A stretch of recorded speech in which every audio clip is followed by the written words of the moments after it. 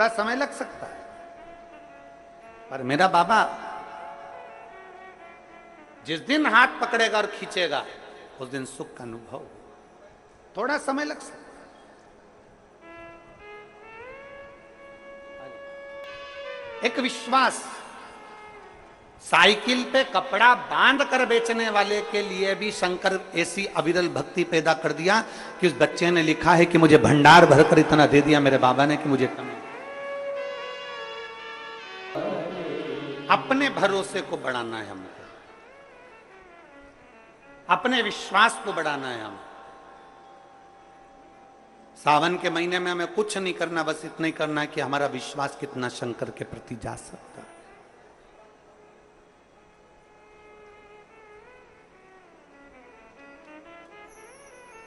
बहुत सारे मिलेंगे आपको जो शंकर जी से आपको दूर करते जाएंगे, बहुत मिलेंगे। शिव का मंदिर है, वहां रोज जाओ, एक लोटा जल लेकर शिव के पास जाओ।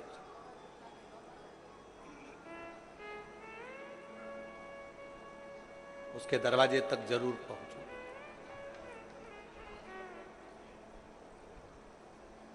24,000 श्लोक का यह अपार समुद्र है शिव महापुराण की कथा। 12 संहिताओं में इसको बांट दिया गया है और 24,000 श्लोक की इस अपार समुद्र में से आप और हम बैठकर केवल 1-2 मोती निकाल पाएंगे, और उस मोती को भी अगर हमने अपने पास में रख लिया तो समझ लो कि हमारी जिंदगी सार्थक हो। ज्यादा हम नहीं निकाल पाए। शिव महापुराण में से मात्र 1-2 मोती, 7 दिन की कथा में से हमको वो अनमोल मोती निकालना है। वो मोती हमारी जिंदगी की सार्थकता को उत्पन्न कर। और जिसने 2 मोती निकाल लिए उसका जीवन सार्थक।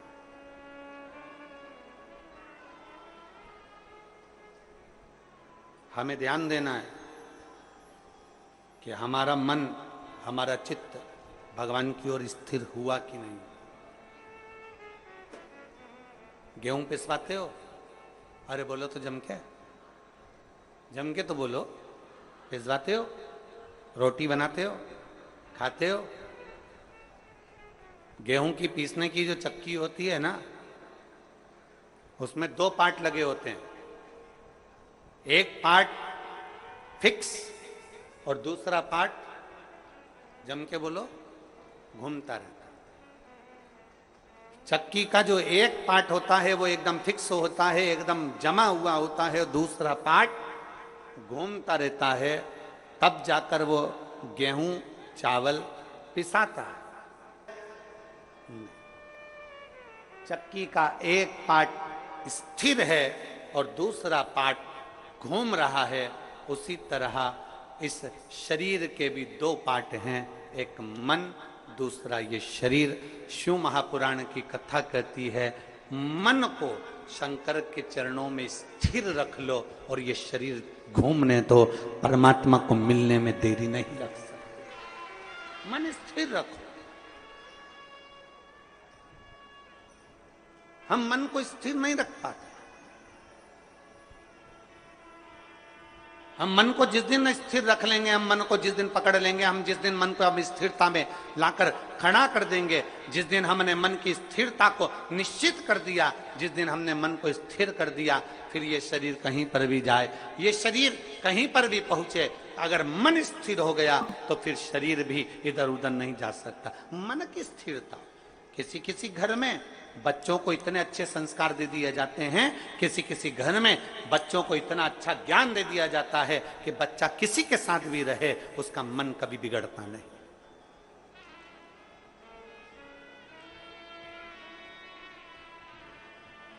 वो बच्चा कभी नहीं बिगड़ता।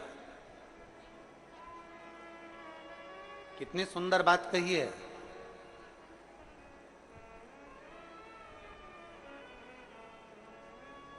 कैकई मंथरा अयोध्या में रहने के बाद भी नहीं सुधरे, और वो विभीषण रावण की लंका में रहने के बाद भी बिगड़ा नहीं है, नहीं बिगड़ा।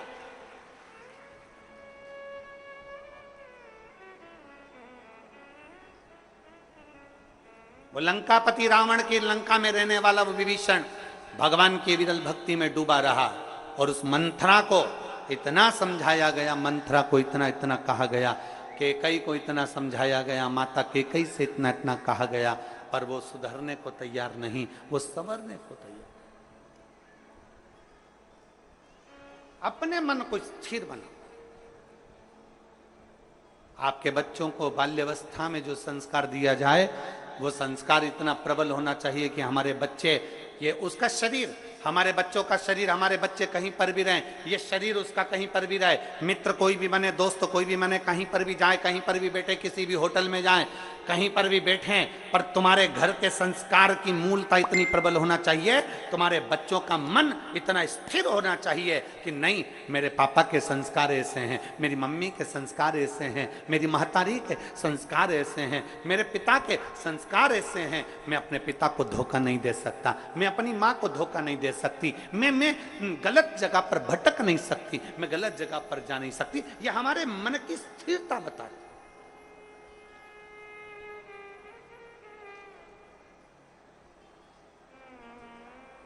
आज का जो माहौल चल रहा है ना, ये मेरी जीजियों और मेरे जितने जीजा बैठे हैं वो भी सावधानी से सुने। आज का जो माहौल चल रहा है, मोबाइल का नेटवर्क मालूम पड़ जाता है कि कहां है, मोबाइल का नेटवर्क मालूम पड़ जाता है कि कहां है, पर घर के बच्चों का नेटवर्क मालूम नहीं पड़ पाता कि वो कहां है। कहां चल रहा है, हमारी बेटा का नेटवर्क कहां तक है, हमारी बेटी का नेटवर्क कहां तक है, हमारे बच्चों का नेटवर्क कहां तक है, किसकी संगत में, कौन दोस्त, कौन सहेली, कहां जा रही है, कहां ले जा रही है, कहां बैठ रही है।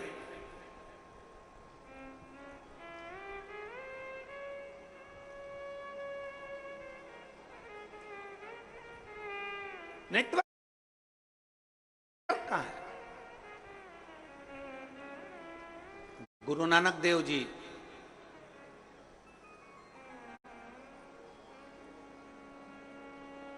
संतों के सिरमौर, गुरु नानक देव जी अपने शिष्य बाले से कहते हैं, बाले, एक व्यक्ति जो कर्म करता है, उस कर्म करने वाले व्यक्ति हर पल रहती, हर पल।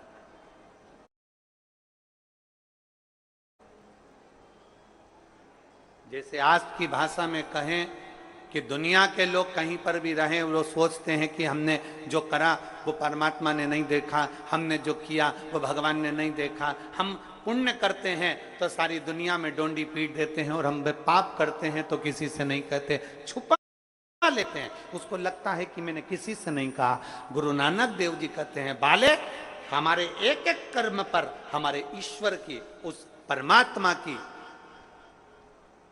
दृष्टि हमेशा रहती। मोबाइल का नेटवर्क मालूम पड़ सकता है कि कहां है, और आज के बच्चों का नेटवर्क मालूम नहीं पड़ पाता कि बच्चे कहां, किससे बात कर रहे हैं, मोबाइल में किससे चैटिंग कर रहे हैं, किससे बात की जा रही है, कौन है, कौन सहेली है, कौन दोस्त है, कौन व्यक्ति कैसा है, उसको नहीं मालूम पड़ता। मोबाइल का नेटवर्क मालूम पड़ जाएगा पर बच्चों का नेटवर्क नहीं मालूम पड़ पाता। इसलिए निवेदन आप सबसे, शिव महापुराण कथा के माध्यम से जितने मेरे विश्व के पूरे संपूर्ण विश्व में बैठे हुए श्रोता भाई बहन जो शिव महापुराण की कथा को सुन रहे हैं, उनसे निवेदन है, सावन के महीने में अपने बच्चों के हाथ में एक लोटा जल पकड़ाओ और उसको भी शिवालय तक भेजो, जिससे उसका मन स्थिर होगा। शरीर भले घूमता जाए पर मन की स्थिरता बनना चाहिए। शरीर भले घूमे पर मन की स्थिरता हो। स्थिर मकान किसने बनाया? तुमने मेहनत कर कर, घर बनाया तुमने मेहनत कर कर, एक एक रुपया जोड़कर तुमने महल बनाया, नगर बसाया, मकान बनाया, घर बनाया, परिवार बनाया, पत्नी का half set, full set, sofa set, सब कुछ घर में ला कर दिया, डिनर सेट, सब कुछ दिया। उसके बाद भी मनुष्य अगर घर में अपसेट रहे तो ऐसे सेट का कोई मतलब नहीं, उसको अपना बना। हम शंकर को अपना बना।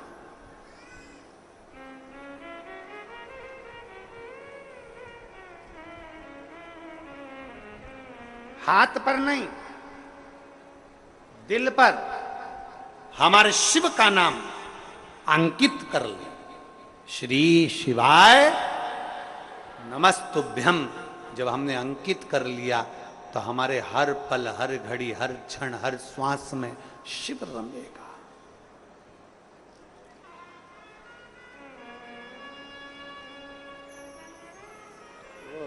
कावड़ देना।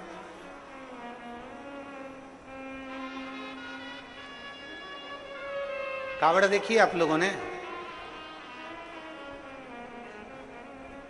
ये कावड़, इसमें दो तो पानी के कलश रहते हैं, दो पानी के लोटे रहते हैं, भक्ति की डोरी बंधी होती है, और एक बांबू, एक बांस लगा रहता है। इसमें मूलतः इस कावड़ में डंडे के प्रयोग की जगह बांस का, बांबू का। इधर छत्तीसगढ़ में क्या बोलते हैं? बांस बोलते हो, बांबू बोलते हो? बांस। महाराष्ट्र में बांबू बोलते हैं इसको, बांबू। मूलतः प्रयोग होता है। अब जब हम इस कावड़ में अगर देखें तो सबसे मुख्य अगर कुछ होता है कावड़ ले जाने में तो वो बांबू होता है, बांस होता है। और बांबू का जो पेड़ होता है, बांस जो होता है, उसमें थोड़ी दूर तक अच्छा रहता है, फिर गठान आ जाती है, फिर थोड़ी दूर तक अच्छा रहता है, फिर गांठ आती है, फिर थोड़ी दूर तक अच्छा रहता है, फिर गांठ आती है। बोलो देखा कि नहीं देखा आप लोगों ने? बांबू में जगह जगह पर गांठ आती रहती है और बांबू अंदर से पोला रहता है। कोई कोई बांबू, कोई कोई बांस ठोस भी होता है, पर कितना भी ठोस हो बांस, उसके अंदर थोड़ा ना थोड़ा पोलापन रहता ही रहता।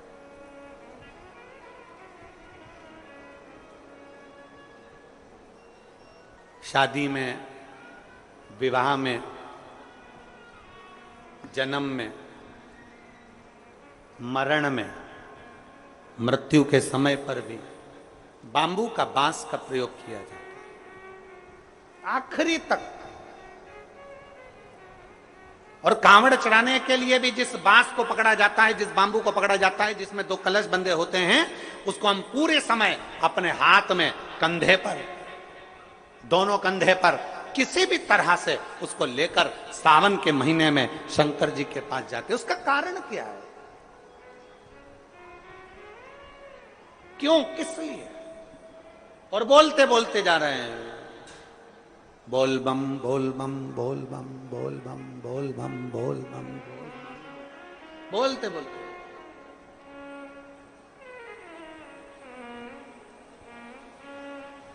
एक श्रीमद् भागवत कथा सुनी आप लोगों ने? जम के बोलो जरा, जम के। सबने सुनी है भागवत जी? भागवत जी में एक प्रसंग आता है कि धुंधकारी बांबू के अंदर, बांस के अंदर जाकर बैठ जाता है। 7 दिन की कथा होती है।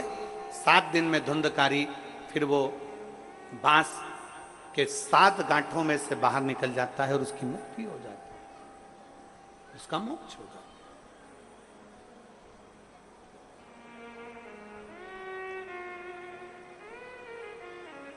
है। एक बांस कंधे पर लिया, 2 लोटे, 2 कलश उसमें बंधे, और उसको हमने पकड़कर बोल बम बोल बम बोल बम बोल बम बोलते बोलते बोलते बोलते।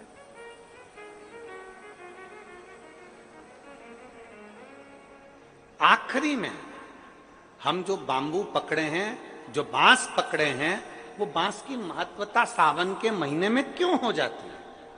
क्यों कावड़ बांबू पर ही बांध कर ली जाती है? उसका कारण क्या है? उसका केवल एक कारण है, हे देवाधिदेव महादेव, इस बांबू में गांठे हैं। और सरलता में जाइए, देखो बहुत बहुत सरलता में जाइएगा। हमारे भारत की भूमि के जो जगत गुरु शंकराचार्य जी हैं, वो भी अपने हाथ में दंड रखते हैं, वो भी बांबू, वो भी बांबू, वो भी बांस।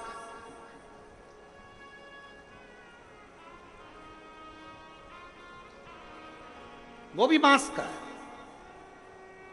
कंधे पर कावड़ ली और कावड़ लेकर जब हम चले, हम पकड़कर बोल बम बोलते बोलते जा रहे हैं, उस कावड़ के डंडे को पकड़े हैं और आखिरी में शिव जी के मंदिर में जाकर भगवान शंकर को जल अर्पित करते हैं। और जल अर्पित कर कर हम जब वापिस अपने भवन की ओर आते हैं तो देव अधिदेव महादेव के उस भाव में भगवान शंकर की भक्ति कहती है, शिव महापुराण की कथा कहती है। वो बांबू जिसमें बहुत सारी गांठें हैं और वो गांठें स्वयं शिव शंकर की कथा कहती है। जिस समय पर हम दोनों हाथ में कावड़ के लोटों को लेकर जल लेकर भगवान शिव को समर्पित करते हैं, दो हाथ हमारे जल से भरे होते हैं और बांबू नीचे रह जाता है, उसी समय पर शिव का हमारे जीवन की सारी गांठें टूटती चली जाती अपने आप। कई लोग छत्तीसगढ़ से मालूम नहीं जाते कि नहीं जाते, हमें नहीं मालूम, पर देवघर बाबा धाम छत्तीसगढ़ से जाते हैं लोग बाग? हाथ उठाओ जरा, जाते हैं? अरे बहुत बढ़िया, रखो रखो, बहुत बढ़िया। देवघर जाते हैं, सुल्तानगंज से जल भरकर देवघर तक पैदल 150 किलोमीटर तक बाबा का नाम लेते लेते लेते लेते भगवान का भजन करते करते चले जाते। उसके दरवाजे तक पहुंच गए, जल महादेव पर चढ़ा कि नहीं चढ़ा वो मतलब नहीं है, वो मूलता नहीं है, पर आप भगवान के दरवाजे तक जब पहुंचते हो,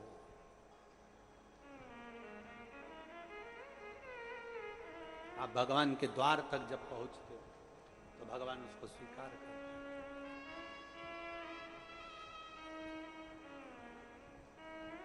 पहुंचते हैं हम उसके दरवाजे तक जब पहुंचेंगे तो सुख का अनुभव अपने आप होगा, अपने। शिव कथा कहती है, कावड़ लेकर जब हम भगवान देव अधिदेव महादेव की ओर बढ़ते हैं, कावड़ लेकर